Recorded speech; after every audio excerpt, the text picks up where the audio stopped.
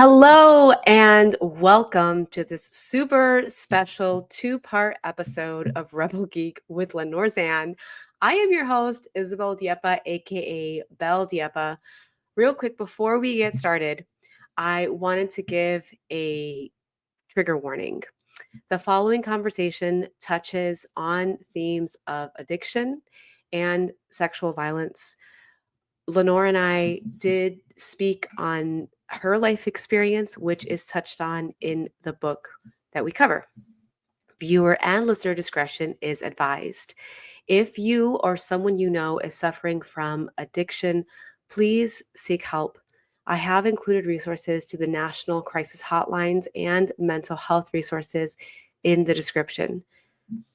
This interview has been split up into two parts. The second part of the Lenore Zann interview will drop on Saturday morning for those interested in part two. So please enjoy part one. Hello and welcome to Rebelle Geek. I'm your host, Isabel Diepa, aka Belle Diepa. Today, we have a super special guest. If, like me, you are an Xmen fan, you may recognize her voice as the iconic voice of Rogue. Lenore Zann has had an incredible career and life. And luckily for us, she has shared her pearls of wisdom in her new memoir, A Rogue's Tale. So let's say hi to Lenore. Hi, Lenore. Howdy, sugar. How you doing?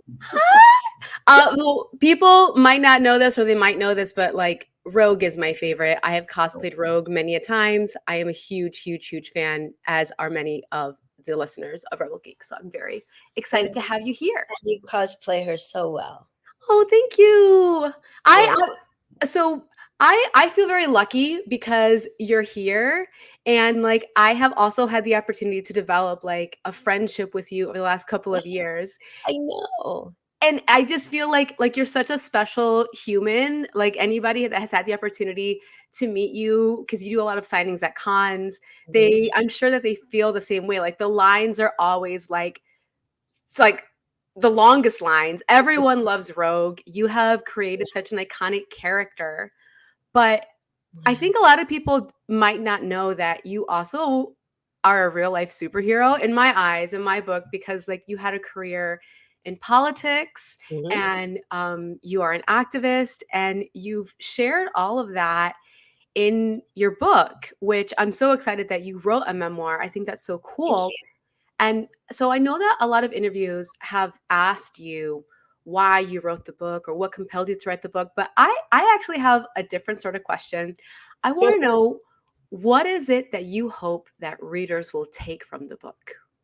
Well, what I hope they take from the book is hope. Hope that things can get better. Hope that life, even when it hands you sour grapes, you can make something delicious out of it and not to give up. That's basically my main thrust here of what I want people to remember, because I know that there are so many people right now who are suffering, who are afraid, they're anxious, they're depressed, they're angry, they're frightened. There's a lot going on in the world right now. And a lot of people are struggling. And a lot of people are struggling with their mental health. And I have as well over the years. And, sometimes that has led me down some very dark pathways. And other times it's led me to the light. And so I want to be able to share my experience, strength, and hope with others, and hope that I can help set them towards the light. Thank you. That's beautiful. And your book, I love your prose. We were talking about this a bit off camera, but the way that you write is so poetic and entertaining, and like you have lived an incredible life and you Mhm. have so much more life to give, which is why it's like I think this is why I like you're the perfect rogue, because like you're just so vivacious, which the Right. character is, and I feel like the character is you and you are the character. Kinda. Yeah, we're kinda stuck with each other. Yeah.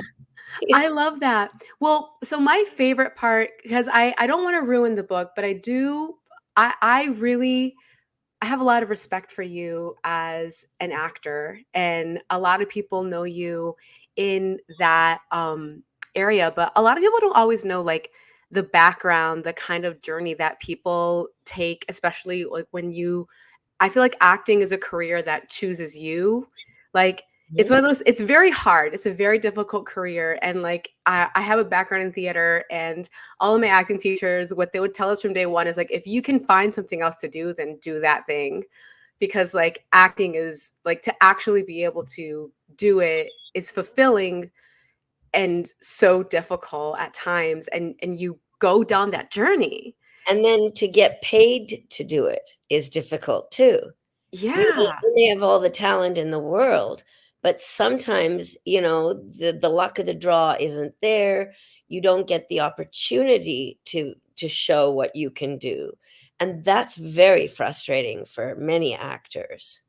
Yeah, So absolutely. blessed in that way that I was lucky throughout my life to get enough work to keep me going. Although, again, like you just said, it ain't easy. It's not simple. But your acting teacher said, yeah, if there's something else you can do, do it. But I would say if you want to be a professional actor or a musician or a writer or any of those, the arts, you have to want it like breathing. Mhm. You have to want it as badly as you want that next breath, because otherwise, yeah, the rejection will probably kill you or, send you into a tailspin. Yeah. So, yeah, you need to really, really want it and to go, yeah, no, this is what I want to do, and I'm prepared to do anything in order to do it. Absolutely. Well, and I think a part of that is also like, and this is why I think that it's sometimes a career that chooses you, that it's like you're born to do it because it's like it is like breathing. That it's like the reason why you need that breath is because it is an innate part of who you are. And you illustrate, I love, you have these like four parts, these four chapters that you call an actor's guide to the universe. Right. And I love it. Like that's my favorite. I really a part of me kind of just wants to like also turn that into like a mini booklet, because I'm like, this is like gems of life to That's like really take with interesting me. because, in the beginning, when I first started thinking about writing a memoir, I wanted to just focus on this 1 year of my life in 1986 when I was 26 and I went to Europe and I went down to Croatia to try and find my ancestors and my roots. And I wanted to just do the book about that. But a number of people who are in the publishing industry said, yeah, but Lenore, you'd be shortchanging all of your fans and people who love you as X-Men and all these other things, and what about your time in politics? So they were like, no, no, you got to you can't just tell that one story. You need, you've got so much in there, we want to hear it all. And I was like, oh god, that means I have to now really work hard and go back and do like this autobiography. But you know what, in the end, when I got to the chapter about going to Croatia, and in my diary that I kept during that whole time, I Uh-huh. called it An Actor's Guide to the Universe, Oh kinda my like a take god. on, the one about the Guide to the Galaxy, The Hitchhiker's Guide to the, Yeah. a bit like that, but I was living it, and I called it, in my diary, I wrote the title of my diary that during that whole adventure was, and misadventure, was An Actor's Guide to the Universe. I love that. Well, And it ended up being 4 chapters, not just 1. yes. Wait, you yeah, you So have it into four parts, which I love that. yeah, And I first of all, thank you for sharing your vulnerability, because within those parts you talk about it's like the best of times, the worst of times. yeah. You talk about, these beautiful things that happen, these dark things that I definitely have questions on. But Mhm. just to kind of give us a peek, you kind of started talking about this. So it was 1986 and it was with Croatia. Can you dive a little more into um, your discovery during that time? Which discovery? Well, Where when you started, when you left, like in the book, you say that you were looking for yourself. yeah. And in looking for yourself, you thought you would dive a little deeper into your roots Mhm. in Europe, and like you were like, if I'm going to figure out who I am, I'm going to look into my family past, because you wanted to figure out why is it that you love performing, why is it that you loved acting. Um, so I kind of want to go a little bit deeper into that like thought process of like going further, and you know, if you could talk a little bit about the theft that you experienced at the very beginning and how that Right, kind of set right. you on the trajectory. Okay. Okay, sure. Well, first of all, I went over to Europe for Christmas of 1986, believe, or Christmas 85, and then New Year's of 86. So I was already in Europe, and I went over to England to visit a friend. Turned out that another friend was doing a play there, and he was about to leave his wife and children, and Oh he my god. asked me to do him a favor and go and live with them and be like an au pair almost with to the children, be a friend to his wife, and which is a really odd thing to ask someone. He said, "Lenore, you've got so much positive energy. They're going to need that. So, would you go and stay there with them out in this house in the country in England?" I said, "Well, let me meet the your wife." I met his wife, who he was leaving, and we got along like a house on fire. Turned out we were both Scorpios. Oh, I Yes. didn't realize you were a Scorpio. That's how you and I get along. I'm a Virgo. Are you okay? Yeah. Right. Yeah. And so she was a Scorpio too. She was an actress, beautiful, lovely British actress. And so I stayed with them for about a couple of months. And then she introduced me to her agent because I was getting antsy, like I needed to work. And the agent asked me to do an audition for a play that was going to be um, performing in England and then going over to Stockholm, Sweden.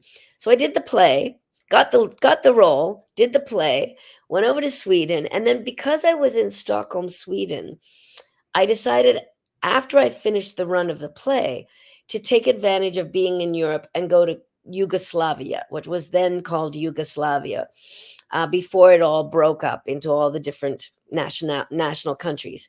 Mhm. And my ancestors had come from Croatia, the part of Yugoslavia called Croatia. They were Zaninoviches, and they'd shortened their name to Zan when they moved to Australia back in the late 1880s. Yeah. But I kind of had a feeling that if I could find out where I came from, I could understand better who I was and why I was the way I was and where I wanted to go from here. And so I was on this mission to find out who my ancestors were. We really had no clue other than from the little town they came from called Starigrad, which means old city, on the island of Hvar, which is in the Adriatic. And the first night I got there, I went with all this money in my pocket because I intended to open a bank account and then travel for the summer. And the first night I got there, I got robbed of all my money by So a crazy. giant and what we would call a little person today.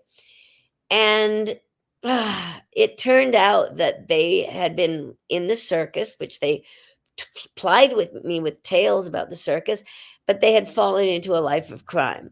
And I had gone off and trusted strangers, and we went bar hopping. And the next thing you know, I'm back in my hotel and I go to check my bag for the money to pay for the next night at the hotel and breakfast, and the money was all gone. That's how it started. And then I ended up staying in the country for the next 3, 4 months, basically living on the kindness of strangers, staying on boats, staying in little hostels, staying for free wherever I could, paying as little as possible wherever I could because I had no money. I ended up selling my clothes to make some cash. Mhm. But what that did was it helped me to meet a lot of very, very interesting people, witches, gypsies, all these kinds of incredible people. But also, it put me in the place of danger and vulnerability, which I'm sure many young people who travel the world, who backpack, and who have to sometimes trust their instincts, but sometimes their instincts prove wrong about a person, and you can get harmed, and I did.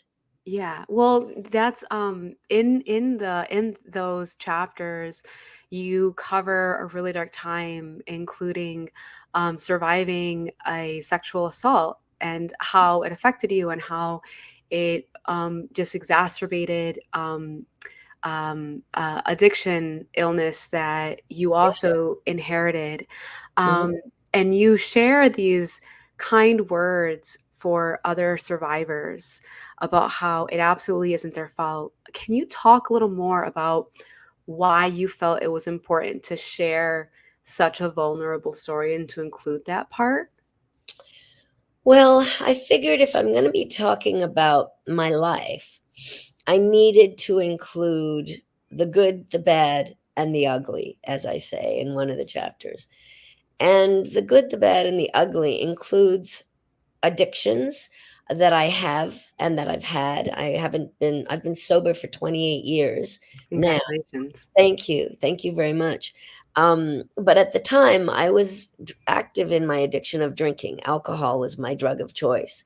Yes. Yes, I did do other drugs from time to time, but alcohol was always my drug of choice. And, I was drunk at the time when I got the money stolen.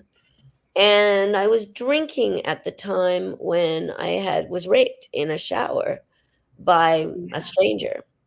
And, you know, it was brought to my attention by the chief detective of the country who took on my case. And I have some great passages talking about him, Yeah. right? A Detective very, Ivan. yes, Yeah. romantic poetic, loved music and poetry and singing, and he was a socialist, and Yeah. oh my god, he was just delightful, and we had an affair. But he told me that, Lenore, you need to look at your drinking, because we have noticed in the police force that most tourists, when they get robbed or raped or anything like this, any bad things happen to them, it's oftentimes when they're drinking and they're just not aware of their surroundings, and they are going places that they shouldn't, and they are trusting people that they shouldn't, because their nervous system is muddied, it's muffled, it's not it's not the synapses aren't all going firing like they should, Yeah. and therefore we just, we are sitting ducks, really. And he called them seagulls, that there are lots of seagulls who are just waiting to watch and prey upon unsuspecting prey and tourists. So it was important for me to talk about that. It was important for me to say what happened and how I felt from it, and the shame Yeah. that came upon me, and the toxic shame, and how I wanted to just bury it. I didn't want anyone to know. I didn't even want to know. And so what I did was I said to myself, "Oh, well, it just happened to my body. I'm not my body. So I can just forget it ever happened. I'll just sweep it under the rug and move on. And I don't have to think about it ever again." Well, it doesn't quite happen like that. And I talk about in the book how sometimes when you keep sweeping things, traumatic things, under the rug throughout your life, and you don't deal with them, you sometimes will deal with them in very unhealthy ways. Like, for instance, with me, it was the alcohol uptake. I wanted to just dull myself to numb the pain. I wanted to be comatose. I just wanted to not be able to think. And that increased over the years. And also, when you shove a lot of stuff under the rug and you don't look at it, eventually comes a time when you try to shove some more stuff there, but it won't go under, and you're going, why can't I just get rid of this? Why can't I just shove that under the rug? And you pick up the rug and you take a look, and suddenly there are all these eyes, all these ugly eyes under it, all glaring at you.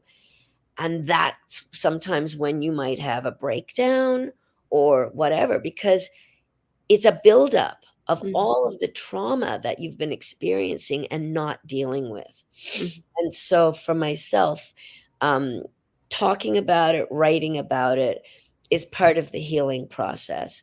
And I felt like I needed to say that for other people who might have experienced or might still experience something like that, and for them to get help as soon as they can, to get some therapy.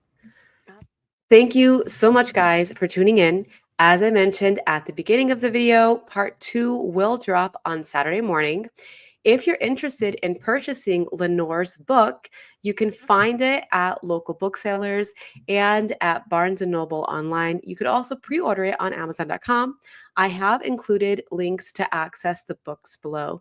And if you enjoy these videos and you are also a fan of geeky creativity and just fabulous, please be sure to share this video, to like and subscribe, and spread the word with your fabulous fandom friends. All right, guys, that's all I got for now. Bye.